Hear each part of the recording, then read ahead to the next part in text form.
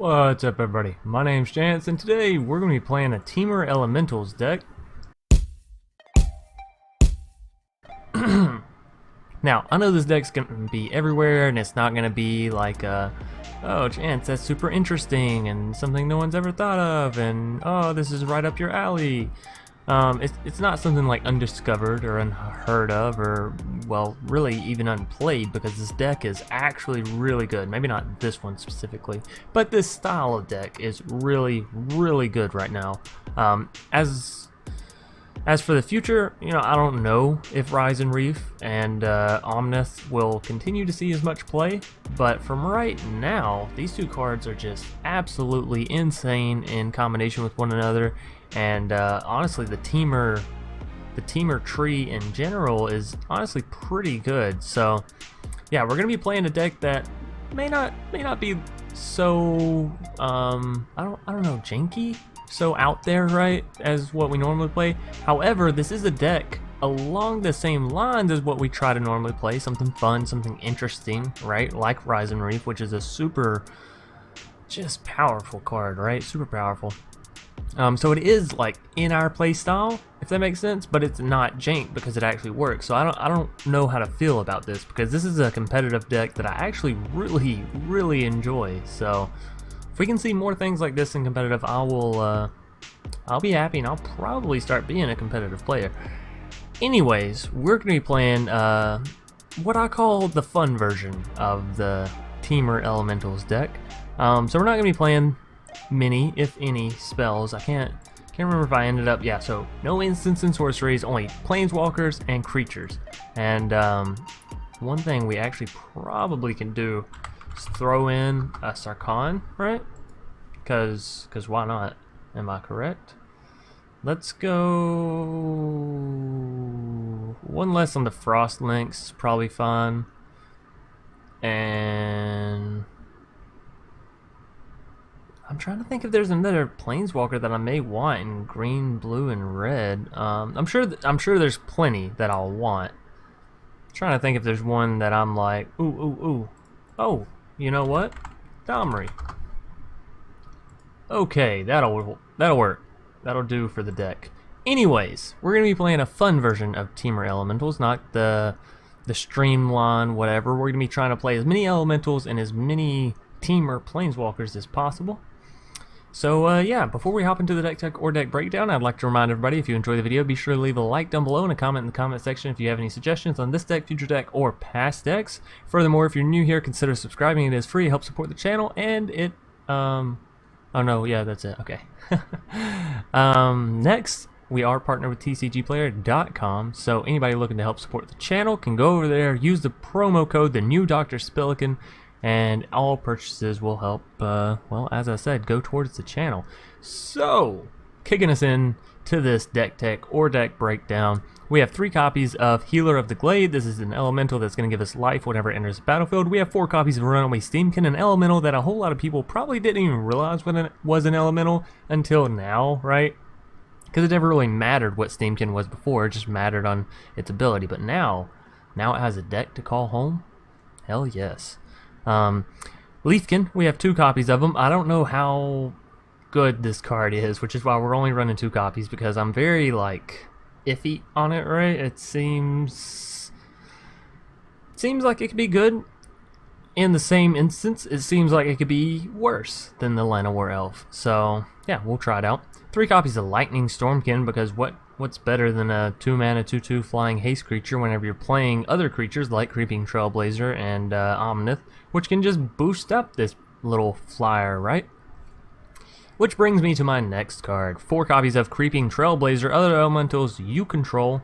I just like stammered through that. Other elementals you control get +1/+0, and then for 4 mana, Creeping Trailblazer gets +1/+1 for each elemental we control until the end of our turn. 3 copies of Frost Lynx. Whenever it enters the battlefield, it's going to tap target creature, and it's not going to untap during our opponent's next untap phase. 1 copy of Domri, as y'all just saw me put in here, just because I want to play them. 4 copies of Rise and Reef. Again, we've already talked about this. Super good card. Whenever another elemental or another Rise and Reef enters the battlefield, we're going to look at the top card of our library. If it's a land, we can put it on the battlefield. If it's not, we're going to put it into our hand. We have 2 copies of Chandra, Novice Pyromancer to help boost our elementals all the further, or give us extra red if we need to ramp, or just act as some removal, right? So for 4 mana, excellent Planeswalker. Next, we have 2 copies of Scampering Scorcher, which is an awesome, awesome elemental. As far as its usefulness, I don't know, you know, I'm not sure if it's actually worth playing for 4 mana to create 3 1/1s. However, it is awesome when you get this to go off with Rise and Reef and you have an Omnath down, right? And just those perfect situations. Scampering Scorcher is and does feel pretty good. So moving us down, we have Omnath, Locus of the Royal, or Roll, I don't know. You know, he's a big green glob and some, looks like water, I'm not sure. Anyways, whenever it enters the battlefield, it's going to deal damage to any target, which is important, equal to the number of elementals we control, and it is going to count itself, right? Because once it enters the battlefield, it's counted as an elemental we control. So, makes sense. Furthermore, whenever a land enters the battlefield under our control, we're going to put a +1/+1 target, or +1/+1 counter on a target elemental we control, sorry. Furthermore, if we control 8 or more lands, we're also going to draw a card, and all this only for 4 mana. So, yeah, I don't know. This is just, I mean, Omnath is so good. If you're playing an elemental deck, you have to play Omnath pretty much, right? Because if you're not, then it's like you're losing value just immediately, just by not having him in there. So, he is expensive. It is a mythic rare. However, if you're like me and you enjoy this playstyle with the elementals, where it's like creature based and you actually get to do some fun things other than just control people out or kill them by turn 4 with shocks, this may be the path for you. So, and again, take this deck with a grain of salt. Maybe go watch Professor Knox's or somebody that's a bit more competitive than him or I, and see a very streamlined version of this deck. However, we're going to be playing the fun one. So, 1 copy of Sarkhan, 1 copy of Cavalier, 2 copies of Nisa, 1 copy of Chandra. Literally all these are in here because we need something to ramp into, right? We're going to be playing, well, we don't need it, but we want it. We're going to be playing Rise and Reef, so getting down a ton of land is really going to be easy, which means if we draw into the Sarkhan or the Nisa or the Chandra, we're pretty much going to be guaranteed to play it every single time. So, that's going to do it for the deck tech or deck breakdown. Like I've said, and like I'll say again, there is many, many ways to build this deck. Whether you want to have fun with it or whether you want to be competitive, now that's up to you, and obviously some of your cards will change. We're playing a creature-only version, so please do remember that whenever y'all go to comment and you're like, hey, why didn't you play this? Hey, why didn't you play that? I was going specifically for this. So, let's hop into our matches. Alrighty, here we are in a game 1 up against Loken, or Aoken? I'm not quite sure. This is a scary hand because it's like, we will either go off or we will get gone off on. So, we're just going to throw the Steam Vents in tapped and call it a turn for now. Let me make sure the audios are fine for the game. Honestly, we could probably lower them down a little bit. I was messing with them the other day, which is the only reason why I am... oh, you know what? I did that wrong, and that's going to put us a turn behind if I... Well, you know what? It's fine. It's fine. We will roll with our mistakes, right? That's what we've learned to do on the channel, is not get angry at our mistakes, but rather learn to just say, fuck it. We'll learn next time, right? Alrighty, so there is our Rise and Reef. And we don't get another land, but we do get another Rise and Reef, so... Seems fine, right? Seems good to me. We're just gonna hold off on Chandra. We don't want to get her down until we can have some bodies defending her, right? Although equally so, we may want to get her down so that way if they try to throw an Ajani's Pridemate down, we already have the Chandra locked and loaded, right? So I think we go Rise and Reef here, maybe Healer and Steam-Kin next turn into the Omnath. So Chandra, cool, cool. And take action, yeah. Put another land down. Let me see that ramp. Alrighty, so organize my cards because y'all know one of my biggest pet peeves is whenever my cards are just like 3, 2, 8, 6. You know, just 1, 2, 3, 4. Let's make it easy on myself. I already have trouble adding. We don't need anything else distracting me. Okay, so half of me wants to say go Chandra go, right? Because yeah, we're there, let's ramp, let's do it, let's hit it as soon as possible. The other half of me says, let's see how far we can take this and go Rise and Wreath into maybe a Steam-Kin, or maybe Steam-Kin into a Chandra. There's so many options. If we go Steam-Kin into a Chandra, we will not be able to get anything else down. Tell you what, let's just go big Chandra. We have the mana perfect, we ramped into her perfect, they don't have anything too scary down. We don't need a -3 quite yet, so let's just give them a little emblem that says at the beginning of each turn you're going to take an additional damage. So let's mitigate some of that Ajani's Welcome healing that they have, right? And now they kind of got to be worried because our Chandra does have a board wipe. Ooh, that hurts. That really hurts. So one thing I actually did and do need to mention about this deck that I actually don't have in here, and it's because it simply doesn't exist, I don't believe, but it's an answer to these enchantments and to these artifact creatures and cards, because, well, there's not an elemental that specifically targets something like that. So yeah, it's a little awkward sometimes, but it's okay. So tell you what, let's go Rise and Wreath. Let's draw out these lands. That's not a land. That's not a land. That's a land. Alrighty. We still have 4 mana left over. We can go Chandra into a Runaway Steam-Kin, honestly, and that's pretty good. We have to be careful because we're going to keep drawing cards here, so... Hot, hot, hot, hot! Take action. Decline. Take action. Intercept. Dismiss. Alright, so we have ramped so heavily. Our opponent's at 3 lands. We're at 4, 6, 7, 8, 9, 10. Oh no, oh no, oh no. So what next? You know, where are we going with our lives realistically? We can use Chandra if we want to remove the Vanguard, or we can use Chandra +2 on all of our elementals. Another Prison Realm. Well, you know what? I actually have a surprise for you. I have another one. I have another Chandra. So, I hate to hurt your feelings, but she won't stay gone for too long. Oh, and another copy of Omnath. Okay, so I really want to play the Omnath because we could have just gained some sweet value out of our lands there had we had the Omnath down. So let's go ahead and get one down, huh? Let's not miss out twice. Do we want to deal the damage to their Vanguard? Yes. And I'll tell you why. We're going to play our Chandra. We're going to give all of our elementals +2. But we don't want our Rise and Wreath. Oh, you know what? We just drew into the Sarkhan. That meant... So many cards. Yeah, you know, I thought I knew what I was going to do. I thought I was going to go Chandra and +2 all my elementals and swing in for a whole lot of damage. And you know what? Let's do that. Let's go Chandra. It gives a bonus to my Steam-Kin.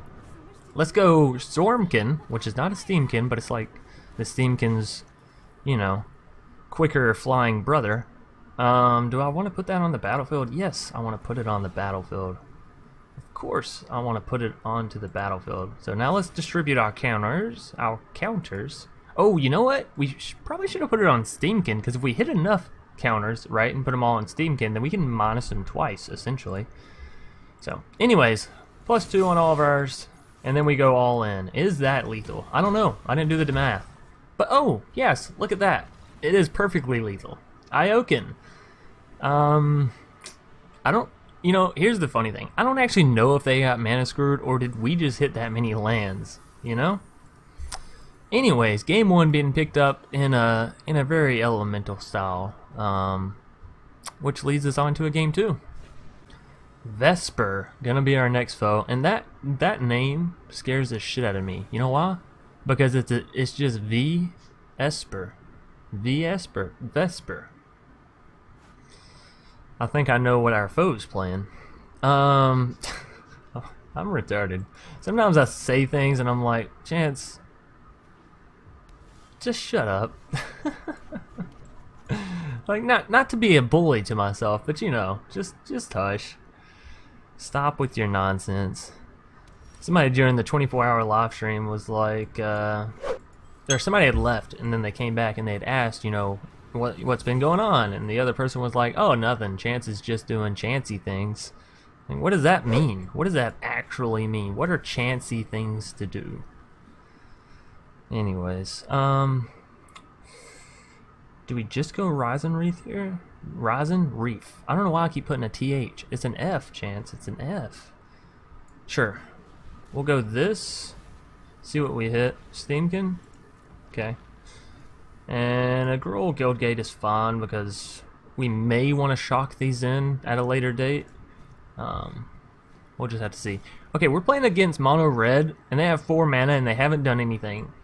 Something is wrong. Something is like fishy and wrong. So I don't like it, that's for sure. Alright, let's go ahead and play the Domri, I think. We also... Oh, you know what? Actually, I messed up there. Should have went Steam-Kin into the Domri. Tell you what. Let's add this and just get the Steam-Kin down like that. Omnath. Okay. And we will go all in with these two. But yeah, should have put the Steam-Kin down first so he would be at 3-2 now instead of 2-1. I misplayed. All that sitting there looking at my cards, and for what? Goblin Instigator. Uh-oh. Vesper throwing down some throwing down some competition for us. Whatever will we do? Half me wants to go Omnath, right? And the other half wants to go Chandra. But we put off playing Omnath last turn, so this turn, or this game, I guess, we're gonna focus on... Whoa, no. Whoops. So we have 4. Do we want to do a 4 to the face? I think so. I think let's just, you know, smack. I like the arm animation. I really do, I gotta say. Okay, so we still have, what? If you control 4 or more creatures, add 2 instead. Okay, so 2, 3, 4 mana is what we have. But we only need 3, right? So... this is the thing I meant to do. I was looking to put a counter. So let's tap him for 2. Let's play this. We'll still have the 1 mana. We'll hit all of these counters. Resolve, take action. That's beautiful. Beautiful. Oh yeah. We need to be putting him on Steam-Kin just in case we want to do that. Then we go Domri red and throw down the creeping Trailblazer. Okay, so Steam-Kin, take action. Steam-Kin can reduce himself right now. I say let's go ahead and throw another counter on him. And sure, I mean 7/5. Why would I not swing in with that? Unless of course they have a lightning strike, in which case they just double block and lightning strike. But if that's the case, we're getting rid of all their creatures still and a burn spell, so might be okay even still. Losing Steam-Kin is not what I want, but I think our board state is healthy enough that we can support ourselves even without him. Another thing we could have done is just went Chandra and -2 on the Domri and just removed their units and swung in with, you know, the 3 units we had to swing in with. But the thing with the elementals is I enjoy playing them because you can just play them back to back to back. You don't, yeah, if you're trying to be efficient, you know, make sure you swing in and you get the damage in when you can and at its optimal time. You know, do all the math and stuff if you're trying to play this competitive. But if you're not, you can go for these huge board states, right? Where you just play elementals and you draw out lands and you draw out a ton of cards. So, you know, don't be afraid to have a little bit of fun with it. Let's go Cavalier of Thorns. Let's see what we can hit here. Put the Hinterland Harbor so we don't have to do anything. There goes Sarkhan. That's unfortunate. Again, let's stack these counters on our Steam-Kin. Another creeping Trailblazer. We're at what? 3, 5, 6 mana.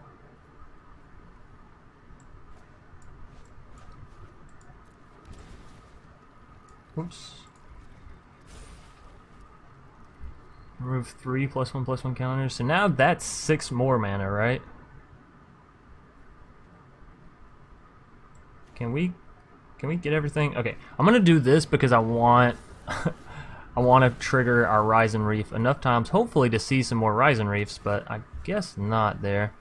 We can go here. Okay, there's some Rise and Reefs.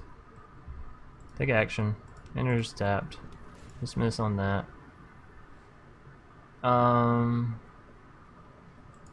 Hell, I don't know. At this point, I really don't know. Let's go red here, so this way we can just tap these two and give all of our other elementals another +1 to their face. Resolve. Take action. Sure, well, let's put another one on Steam-Kin. There's another Steam-Kin we can play, but tell you what, let's move those 3, and we still have enough for Chandra based off the extra 1 from the Leafkin Druid. And now let's just go +2 on all of ours, and let's get that face swing in. I don't know if this is lethal. I didn't do the math, but I think so. Unless they got some tricky stuff up their sleeves, like a fiery cannonade, that would be deadly. Well, not really. We have 4, we have a 6, we have another 6. So yeah, fiery cannonade wouldn't actually be that good. Vesper getting taken down though in a true elementals fashion, and God, I gotta say, it feels so good, right? It just feels so nice. Now, we are going to call it for the day because I believe in saying quit while you're ahead, and it's 4th of July. You know, I've already got a late start to the day with recording because I had to work this morning, but, you know, I'm not going to slave myself on a holiday. I did the 24-hour stream. I hope you are happy. But these elemental decks, like I said, they smash face. If you want to go for fun ones, go for it. If you want to go for serious, efficient ones, go for it. No matter what, though, it should work out okay, to be completely honest, as long as you're not, you know, stacking too high of cost and cards. Anyways, thanks everybody for watching. Hope you all enjoyed. If you did, be sure to leave a like down below, and as always, I'll see y'all either later tonight or tomorrow. Peace.